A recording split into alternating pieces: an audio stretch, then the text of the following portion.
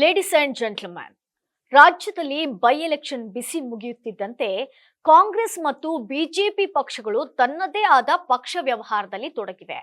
ಇತ್ತ ರಾಜ್ಯದ ಪ್ರಮುಖ ಪ್ರಾದೇಶಿಕ ಪಕ್ಷ ಅಂತ ಕರೆಸಿಕೊಳ್ಳುವಂತಹ ಜೆಡಿಎಸ್ 2028ರ ಒಂದು ಮಹಾಯುದ್ಧಕ್ಕೆ ಸಜ್ಜಾಗ್ತಾ ಇದೆ. ಮುಂದಿನ ವಿಧಾನಸಭಾ ಚುನಾವಣೆಯಲ್ಲಿ ಹೆಚ್ಚು ಸ್ಥಾನಗಳನ್ನ ಗೆದ್ದು ಅಧಿಕಾರವನ್ನ ಹಿಡಿಯುವಂತಹ ನಿಟ್ಟಿನಲ್ಲಿ ಕಾರ್ಯತಂತ್ರಕ್ಕೆ ಅದು ಮುಂದಾಗಿದೆ. ಇದೇ ಉದ್ದೇಶದಿಂದ ಇಂದು ಬೆಂಗಳೂರಿನ ಕೊಮ್ಮಘಟ್ಟದಲ್ಲಿ ಬೃಹತ್ ಜನತಾ ಸಮಾವೇಶವನ್ನ ನಡೆಸಿದೆ. ಈ ಮೂಲಕ 1 ಲಕ್ಷಕ್ಕೂ ಹೆಚ್ಚು ಜನರನ್ನ ಸೇರಿಸಿ ಕಾಂಗ್ರೆಸ್ ಮತ್ತು ಬಿಜೆಪಿಗೆ ತನ್ನ ಶಕ್ತಿ ಪ್ರದರ್ಶನವನ್ನ ಮಾಡಿದೆ. ಆದ್ರೆ ಜೆಡಿಎಸ್ ಪಕ್ಷದಲ್ಲಿರುವಂತಹ ಹಲವಾರು ಗೊಂದಲಗಳು ಮತ್ತು ಪ್ರಶ್ನೆಗಳಿಗೆ ಈ ಸಮಾವೇಶದಲ್ಲೂ ಕೂಡ ಉತ್ತರ ಸಿಗಲಿಲ್ಲ. ಹಾಗಾಗಿ ಜನತಾದಳದ ದಳಪತಿಗಳು ಜೆಡಿಎಸ್ ನಿಲುವುಗಳ ಕುರಿತ ಪ್ರಶ್ನೆಗಳಿಗೆ ಉತ್ತರ ಕೊಡ್ತಾರಾ ಅನ್ನುವಂತ ಚರ್ಚೆ ಈಗ ರಾಜ್ಯದೆಲ್ಲೆಡೆ ಶುರುವಾಗಿದೆ. ಹಾಗಾದ್ರೆ ಬನ್ನಿ ಈ ಬಗ್ಗೆ ಹೆಚ್ಚಿನ ಮಾಹಿತಿಯನ್ನ ನೀಡೋದಕ್ಕೋಸ್ಕರ ನನ್ನ ಸಹೋದ್ಯೋಗಿ ಹಬೀಬ್ ದಂಡಿ ಡೆಸ್ಕ್ ನಿಂದ ನೇರ ಸಂಪರ್ಕದಲ್ಲಿದ್ದಾರೆ. ಎಸ್ ಹಬೀಬ್, ಈ ಒಂದು ಜೆಡಿಎಸ್ ನ ಸಮಾವೇಶದ ಮುಖ್ಯ ಉದ್ದೇಶ ಏನು, ಹಾಗೆ ಯಾವ ಕಾರಣಕ್ಕಾಗಿ ಈ ಒಂದು ಸಮಾವೇಶವನ್ನ ಹಮ್ಮಿಕೊಳ್ಳಲಾಗಿತ್ತು? ಎಸ್ ರೂಪಲತಾ, ಈಗಾಗಲೇ ನೋಡಿ ಜೆಡಿಎಸ್ ಪಕ್ಷ ಮತ್ತೆ ಪುಟಿದೇಳಲಿಕ್ಕೆ ಹೊರಟಿರ್ತಕ್ಕಂಥದ್ದು ದೊಡ್ಡ ಮಟ್ಟದ ಒಂದು ಸದ್ದನ್ನು ಮಾಡ್ತಾ ಇದೆ. ಈಗಾಗಲೇ 2 ದೊಡ್ಡ ರಾಜ್ಯ ಮಟ್ಟದ ಜನತಾ ಸಮಾವೇಶಗಳನ್ನ ಮಾಡಿರ್ತಕ್ಕಂಥದ್ದು. ಇವತ್ತು 3ನೇ ಸಮಾವೇಶವನ್ನ ಬೆಂಗಳೂರಿನ ಕೊಮ್ಮಘಟ್ಟದಲ್ಲಿ ಮಾಡಿರ್ತಕ್ಕಂಥದ್ದು. ನೋಡಿ, ಬೆಂಗಳೂರಿನಲ್ಲೇ ಯಾಕೆ ಮಾಡ್ತು ಅನ್ನುವಂಥ ಒಂದು ದೊಡ್ಡ ಪ್ರಶ್ನೆ ಈಗಾಗಲೇ ರಾಜ್ಯದ ಜನರಿಗೆ ಇರ್ತಕ್ಕಂಥದ್ದು. ಈಗಾಗಲೇ GBA ಎಲೆಕ್ಷನ್ ಅನೌನ್ಸ್ ಆಗಿಬಿಟ್ಟಿದೆ. ಗ್ರೇಟರ್ ಬೆಂಗಳೂರು ಅಥಾರಿಟಿಯ 5 ವಿಭಾಗಗಳ ಪೂರ್ವ, ಪಶ್ಚಿಮ, ಉತ್ತರ, ದಕ್ಷಿಣ ಮತ್ತು ಕೇಂದ್ರ ಬೆಂಗಳೂರಿನ 5 ವಿಭಾಗಗಳ ಸುಮಾರು 369 ಒಂದು ಕಾರ್ಪೊರೇಟ್ ಕ್ಷೇತ್ರಗಳಿಗೆ ಒಂದು ಚುನಾವಣೆ ನಡೆಯಲಿದೆ. ಹಾಗಾಗಿ ಅಲ್ಲಿ ತನ್ನ ಒಂದು ಟಾರ್ಗೆಟ್ ಅನ್ನು ಇಟ್ಕೊಂಡಿರ್ತಕ್ಕಂಥ ಜೆಡಿಎಸ್ ಈ ಒಂದು ಬೆಂಗಳೂರಿನಲ್ಲಿ ಸಮಾವೇಶವನ್ನು ಮಾಡಿರ್ತಕ್ಕಂಥದ್ದು. ಇನ್ನೇನು ಬೈ ಎಲೆಕ್ಷನ್ಗೋಸ್ಕರ ಇಲ್ಲಿವರೆಗೂ ಕೂಡ ರಾಜ್ಯದ ರಾಜಕಾರಣ ವ್ಯಸ್ತವಾಗಿತ್ತು. ದಾವಣಗೆರೆ ದಕ್ಷಿಣ ಮತ್ತು ಬಾಗಲಕೋಟೆಯಲ್ಲಿ ಜೆಡಿಎಸ್ ನ ರಾಜ್ಯಾಧ್ಯಕ್ಷ ಆಗಿರ್ತಕ್ಕಂಥ ಕೇಂದ್ರ ಸಚಿವ ಎಚ್ ಡಿ ಕುಮಾರಸ್ವಾಮಿ ಕೂಡ ಹೋಗಿ ಅಲ್ಲಿ ಕ್ಯಾಂಪೇನ್ ಅನ್ನ ಮಾಡಿ ಬಂದ್ರು. ಅದರ ನಂತರ ಈಗ ಅವರು ಪಕ್ಷ ಸಂಘಟನೆಗೆ ಹೆಚ್ಚು ಒತ್ತನ್ನು ಕೊಡ್ತಾ ಇರತಕ್ಕಂಥದ್ದು. ಜೊತೆಗೆ ಕಾಂಗ್ರೆಸ್ ಮತ್ತು ಬಿಜೆಪಿಗೆ ತನ್ನ ಶಕ್ತಿ ಪ್ರದರ್ಶನ ಮಾಡುವಂತಹ ಅವಶ್ಯಕತೆ ಮತ್ತು ಅವಕಾಶನೂ ಕೂಡ ಜೆಡಿಎಸ್ಗೆ ಇರತಕ್ಕಂಥದ್ದು. ನೋಡಿ, 2028ಕ್ಕೆ ಎಲೆಕ್ಷನ್ ಬರ್ತಾ ಇದೆ. ಅಲ್ಲಿ ತನ್ನ ಶಕ್ತಿ ಪ್ರದರ್ಶನವನ್ನು ಮಾಡಬೇಕಾಗಿದೆ ಮತ್ತು ಜೆಡಿಎಸ್ ತಾನು ಕೂಡ ಶಕ್ತಿ ಉಳ್ಳಂತ ಪಕ್ಷ ಅನ್ನುವಂಥದ್ದನ್ನ ಪ್ರೂವ್ ಮಾಡಬೇಕಾಗಿದೆ. ಈಗಾಗಲೇ 17ರಿಂದ 18 ಜನ ಜೆಡಿಎಸ್ ಶಾಸಕರು ಇರ್ತಕ್ಕಂಥದ್ದು. ಹಾಗಾಗಿ ಮುಂದಿನ 28ರ ಚುನಾವಣೆಯಲ್ಲಿ ಆ ಸಂಖ್ಯೆಯನ್ನ ಇನ್ನೂ ಹೆಚ್ಚು ಮಾಡಿಕೊಂಡು ಒಂದು ಪಕ್ಷವನ್ನ ಅಧಿಕಾರಕ್ಕೆ ತರುವಂಥದ್ದು ಅಥವಾ ಬೇರೆ ಪಕ್ಷದ ಜೊತೆ ಸೇರ್ಕೊಂಡು ಅಧಿಕಾರವನ್ನ ನಡೆಸುವಂತಹ ಎಲ್ಲ ಕೆಲಸಗಳಿಗೂ ಮುಂದಾಗಬೇಕಾಗಿದೆ.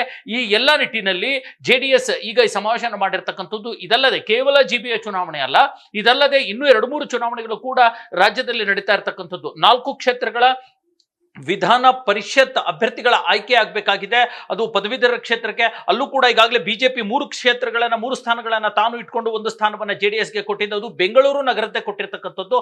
ಹಾಗಾಗಿ ಆ ಚಾಲೆಂಜ್ ಕೂಡ ಜೆಡಿಎಸ್ ಮುಂದೆ ಇದೆ. ಇದರ ಜೊತೆಗೆ ಸ್ಥಳೀಯ ಸಂಸ್ಥೆ ಚುನಾವಣೆಗಳು ಬರ್ತಾ ಇದ್ದೇವೆ. ಗ್ರಾಮ ಪಂಚಾಯತಿ ಮಟ್ಟದಿಂದ ಅದು ಗ್ರಾಮ ಪಂಚಾಯತಿ, ಪಟ್ಟಣ ಪಂಚಾಯತಿ, ಜಿಲ್ಲಾ ಪಂಚಾಯತಿ, ತಾಲೂಕ್ ಪಂಚಾಯತಿ, ಪುರಸಭೆ, ಈ ರೀತಿಯ ಎಲ್ಲಾ ತರಹದ ಸ್ಥಳೀಯ ಸಂಸ್ಥೆ ಚುನಾವಣೆಗಳು ಕೂಡ ಅನೌನ್ಸ್ ಆಗಿರ್ತಕ್ಕಂಥದ್ದು. ಹಾಗಾಗಿ ಈ ಹಂತದಲ್ಲಿ ಅಲ್ಲೂ ಕೂಡ ಜೆಡಿಎಸ್ ಚೌಕಾಸಿ ಮಾಡ್ತಾ ಇದೆ ಮತ್ತು ಟಾರ್ಗೆಟ್ ಅನ್ನ ಇಟ್ಕೊಂಡಿರ್ತಕ್ಕಂಥದ್ದು.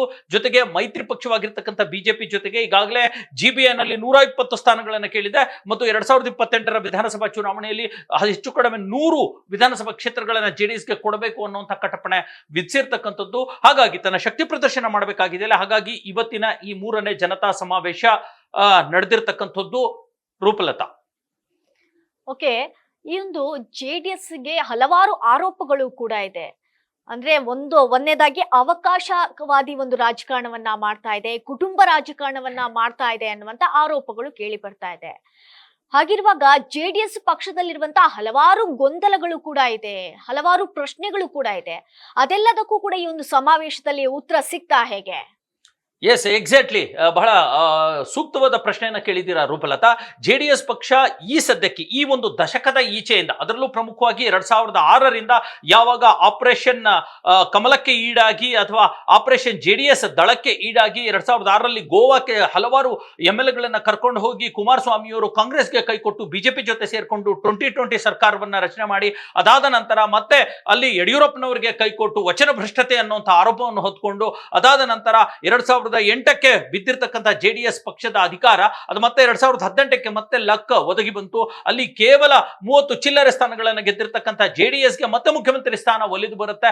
ಕಾಂಗ್ರೆಸ್ ಪಕ್ಷ ಸಪೋರ್ಟ್ ಮಾಡುತ್ತೆ. ಸುಮಾರು 69-70 ಸ್ಥಾನ ಗೆದ್ದಿರ್ತಕ್ಕಂಥ ಕಾಂಗ್ರೆಸ್ ಪಕ್ಷ JDSಗೆ ಮತ್ತೆ ಮುಖ್ಯಮಂತ್ರಿ ಸ್ಥಾನವನ್ನ ಆಫರ್ ಮಾಡುತ್ತೆ. ಹಾಗಾಗಿ ಈ ತರದ ಒಂದು ಅವಕಾಶವಾದಿ ರಾಜಕಾರಣವನ್ನೇ JDS ಮಾಡ್ಕೊಂಡು ಬಂದಿರತಕ್ಕಂಥದ್ದು.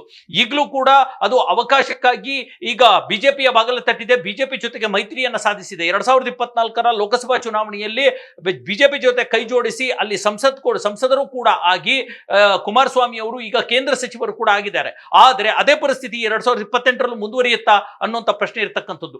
ಇದ್ರ ಜೊತೆಗೆ JDS ಮೇಲೆ ಹಲವಾರು ಅಪವಾದಗಳು ನೀವು ಹೇಳಿದಾಗೆ ಇದೆ. ಅವಕಾಶವಾದಿ ರಾಜಕಾರಣಿ ಪಕ್ಷ ಅನ್ನುವಂತ ಒಂದು ಮಾತಿದ್ದೇ ಇದೆ ನೋಡಿ. ಯಾಕಂದ್ರೆ ಅವರಿಗೆ ಅಧಿಕಾರ ಸಿಗುತ್ತೆ ಅಂತಂದ್ರೆ ಅವರು ಕಾಂಗ್ರೆಸ್ನವ್ರ ಜೊತೆಗೆ ಹೊಂದಾಣಿಕೆ ಮಾಡ್ಕೊಳ್ಳೋದಕ್ಕೂ ತಯಾರು ಮತ್ತು ಬಿಜೆಪಿ ಜೊತೆ ಹೊಂದಾಣಿಕೆ ಮಾಡ್ಕೊಳ್ಳೋದಕ್ಕೂ ತಯಾರು. ಯಾಕಂದ್ರೆ ಇಬ್ಬರ ಜೊತೆಗೂ ಅವರು ಸರ್ಕಾರವನ್ನು ರಚಿಸಿದ್ದಾರೆ. 2006ರಲ್ಲಿ 7ರಲ್ಲಿ ಬಿಜೆಪಿ ಜೊತೆ ಹೊಂದಾಣಿಕೆ ಮಾಡಿಕೊಂಡು ಕುಮಾರಸ್ವಾಮಿ ಅವರು ಮುಖ್ಯಮಂತ್ರಿ ಆದ್ರು. 2019ರಲ್ಲಿ ಕಾಂಗ್ರೆಸ್ ಜೊತೆ ಹೊಂದಾಣಿಕೆ ಮಾಡಿಕೊಂಡು ಕುಮಾರಸ್ವಾಮಿಗಳು ಮುಖ್ಯಮಂತ್ರಿ ಆಗಿರ್ತಕ್ಕಂಥದ್ದು. ಜೊತೆಗೆ ಈಗ ಬಿಜೆಪಿ ಮೈತ್ರಿ. ಹಾಗಾಗಿ JDSಗೆ ತತ್ವ ಸಿದ್ಧಾಂತಗಳಿಲ್ಲ. ಯಾವ ಸಮಯಕ್ಕೆ ಬೇಕಾದ್ರೂ ಯಾರ ಜೊತೆಗಾದ್ರೂ ಅದು ಪಲ್ಟಿ ಹೊಡೆದು ಬಿಡುತ್ತೆ, ಬದಲಾಗ್ಬಿಡುತ್ತೆ, ತಿರ್ಗಾ ಮುರ್ಗ ಆಗ್ಬಿಡುತ್ತೆ ಅನ್ನುವಂಥದ್ದು ಕೇವಲ JDS ಪಕ್ಷಕ್ಕಷ್ಟೇ ಅಲ್ಲ, JDS ನಾಯಕರ ಮೇಲೂ ಕೂಡ ಇದೇ ಆರೋಪ ಬರುತ್ತೆ. ಇದಲ್ಲದೆ JDS ಮೇಲೆ ಇನ್ನೊಂದು ದೊಡ್ಡ ಗುರುತರ ಆರೋಪ ಏನು ಅಂತಂದ್ರೆ ಅದು ಫ್ಯಾಮಿಲಿ ಪಾರ್ಟಿ ಅನ್ನುವಂಥದ್ದು. ಮುಖ್ಯಮಂತ್ರಿ ಸಿದ್ದರಾಮಯ್ಯನವರೇ ಹಲವಾರು ಬಾರಿ ಹೇಳಿದ್ದಾರೆ, JDS ಅದೊಂದು ಪಾರ್ಟಿ ಏನ್ರಿ, ಅದು ಪಕ್ಷ ಅಲ್ಲ, ಅದು ಫ್ಯಾಮಿಲಿ ಪಾರ್ಟಿ ಅನ್ನುವಂಥದ್ದು. ಯಾಕಂದ್ರೆ ನೋಡಿ, ನೀವು ಇವತ್ತಿನ ಸಮಾವೇಶದಲ್ಲೂ ಅಲ್ಲಿ ಕಂಡು ಬಂದಿದ್ದು ಅದೇ HD ದೇವೇಗೌಡರು, HD ಕುಮಾರಸ್ವಾಮಿಗಳು, ನಿಖಿಲ್ ಕುಮಾರಸ್ವಾಮಿ ಇವರೇ. ನೀನ್ ಯಾರು ಕಂಡು ಬರ್ತಾ ಇಲ್ಲ. ಇನ್ನೊಂದು ಆತಂಕದ ವಿಚಾರ ನಿಮಗೆ ಹೇಳ್ತೀನಿ ರೂಪಲತಾ. ಇವತ್ತಿನ ಈ JDS ಸಮಾವೇಶದಲ್ಲಿ HD ರೇವಣ್ಣ ಕಂಡು ಬರಲಿಲ್ಲ, ಭವಾನಿ ರೇವಣ್ಣ ಕಂಡು ಬರಲಿಲ್ಲ. ರೇವಣ್ಣ ಅವರ ಇನ್ನೊಬ್ಬ ಮಗ ಪ್ರಜ್ವಲ್ ರೇವಣ್ಣ ಅಂತೂ ಜೈಲಲ್ಲಿದ್ದಾರೆ ಬಿಡಿ, ಅವ್ರು ಬರ್ಲಿಕ್ಕಾಗಲ್ಲ, ಮಾಜಿ ಸಂಸದ. ಆದ್ರೆ ಸೂರಜ್ ರೇವಣ್ಣ ಅವರು ಕೂಡ ಕಂಡು ಬರಲಿಲ್ಲ. ಯಾಕೆ ರೇವಣ್ಣನವರನ್ನ ಉದ್ದೇಶಪೂರ್ವಕವಾಗಿ ನಿರ್ಲಕ್ಷ್ಯಕ್ಕೆ ಮಾಡಲಾಗ್ತಾ ಇದೆ? ಯಾಕೆ ರೇವಣ್ಣನವರನ್ನ ಈ ಸಮಾವೇಶಗಳಿಗೆ ಕರೆಸಲಾಗ್ತಾ ಇಲ್ಲ ಅನ್ನುವಂಥದ್ದು. ಹಾಸನದಲ್ಲಿ ನಡೆದಿರ್ತಕ್ಕಂಥ ಒಂದು ಜನತಾ ಸಮಾವೇಶದಲ್ಲಿ ಮಾತ್ರ HD ರೇವಣ್ಣ ಕಂಡು ಬಂದಿದ್ರು. ಅದೇ ವಿಜಯಪುರದಲ್ಲಿ ನಡೆದ 2ನೇ ಜನತಾ ಸಮಾವೇಶದಲ್ಲಿ ರೇವಣ್ಣ ಕಂಡು ಬರಲಿಲ್ಲ. ಬೆಂಗಳೂರಿನಲ್ಲೂ ಕೂಡ ಇಲ್ವೇ ಇಲ್ಲ. ಯಾಕೆ ರೇವಣ್ಣನವರನ್ನ ಅದು ನೆಗ್ಲೆಕ್ಟ್ ಮಾಡ್ಲಾಗ್ತಾ ಇದೆ? ಕೇವಲ ಈಗಿನ JDS ಪಾರ್ಟಿ ಅಂದ್ರೆ ಅದು ಮೊದಲು HD ದೇವೇಗೌಡ ಅವರ ಫ್ಯಾಮಿಲಿ ಪಾರ್ಟಿ ಅಂತ ಆಗಿತ್ತು, ಈಗ HD ಕುಮಾರಸ್ವಾಮಿ ಅವರ ಫ್ಯಾಮಿಲಿ ಪಾರ್ಟಿ ಅಷ್ಟೇ ಆಗ್ಬಿಟ್ಟಿದ್ಯಾ ಅನ್ನೋಂಥ ಆರೋಪ ಕೂಡ ಕೇಳಿ ಬರ್ತಾ ಇದೆ. ಇದಲ್ಲದೆ ಇನ್ನೊಂದು ದೊಡ್ಡ ಮೂರನೇ ಅಪವಾದ ಏನು ಅಂತಂದ್ರೆ, ಯಾವಾಗ ಬಿಜೆಪಿ ಜೊತೆ ಹೊಂದಾಣಿಕೆ ಮಾಡ್ಕೊಂಡ್ರೆ JDSನವರು, ಅವಾಗ ಇಡೀ JDS ಪಕ್ಷಕ್ಕೆ ಇದ್ದಂತ ಅಲ್ಪಸಂಖ್ಯಾತರು, ಪ್ರಮುಖವಾಗಿ ಮುಸಲ್ಮಾನ್ ಮತದಾರರು ಅಕ್ಷರಶಃ ಕಾಂಗ್ರೆಸ್ ಪಕ್ಷಕ್ಕೆ ಶಿಫ್ಟ್ ಆಗ್ಬಿಟ್ಟಿದ್ದಾರೆ. ಇವತ್ತು ಹುಡುಕಿದ್ರು ಕೂಡ ಕೆಲವು ಬೆರಳೆಣಿಕೆ ನಾಯಕರು ಕೂಡ ಮುಸಲ್ಮಾನ್ ನಾಯಕರು JDS ಪಕ್ಷದಲ್ಲಿ ಸಿಗೋದಿಲ್ಲ.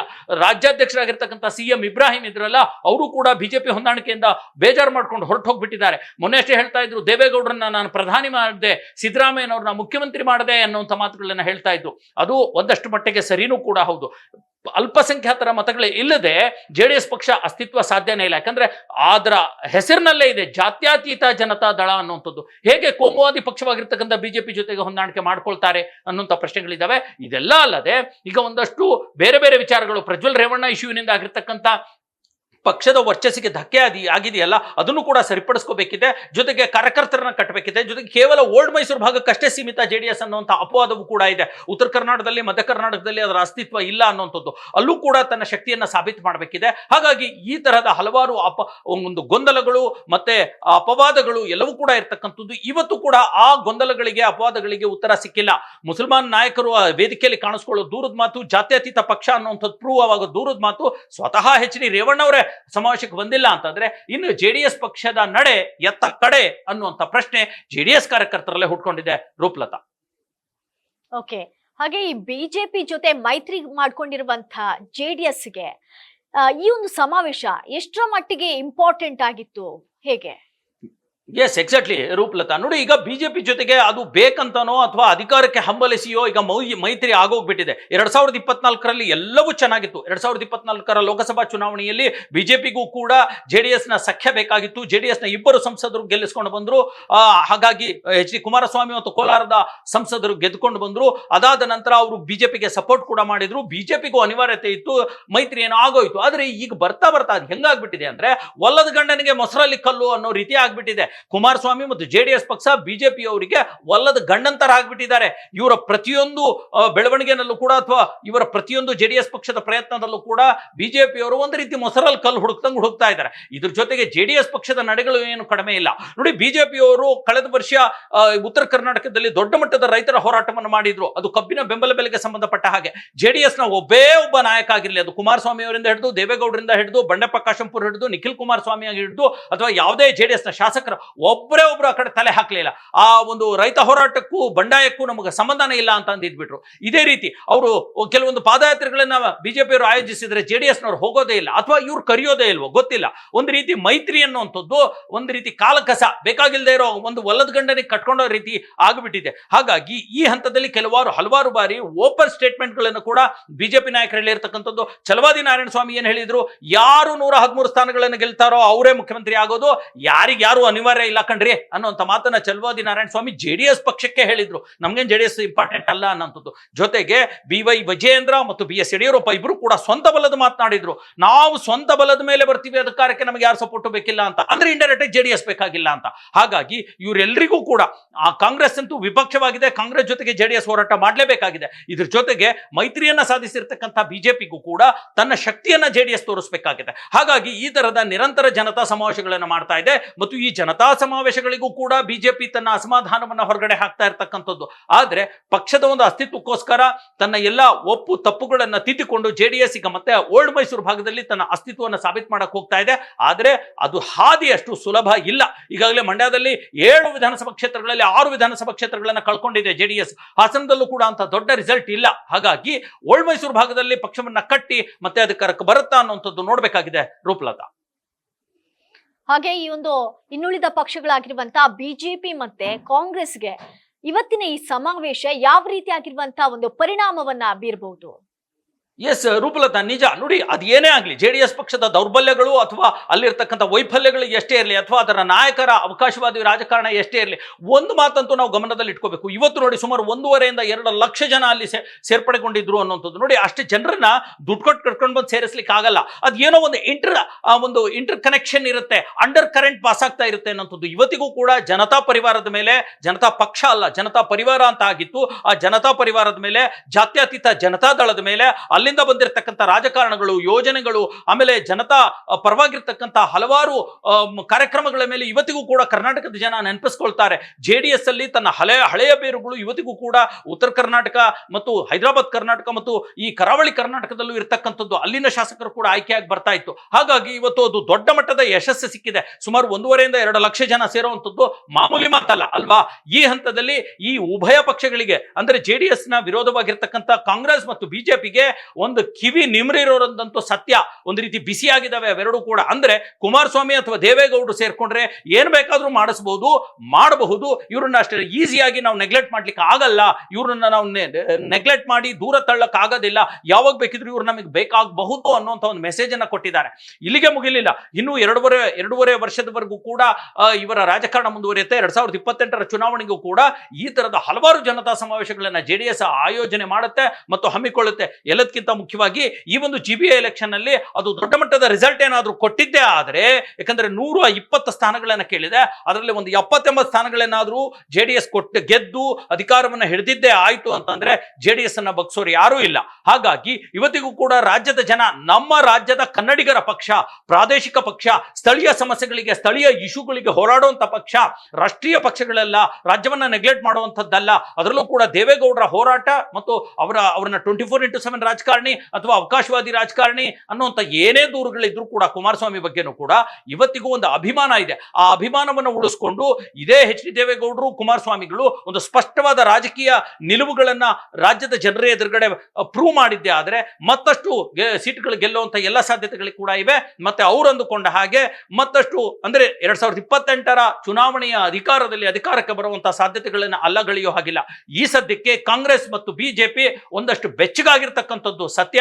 ಇದು JDS ಪಕ್ಷಕ್ಕೆ ವರ ಆಗುತ್ತೆ. ಆದ್ರೆ ಅವರು ಎಚ್ಚೆತ್ಕೋಬೇಕಾಗಿದೆ. ಫ್ಯಾಮಿಲಿ ಪಾರ್ಟಿ ಅನ್ನುವಂಥ ಕಳಂಕದಿಂದ ಹೊರಗಡೆ ಬರಬೇಕಾಗಿದೆ.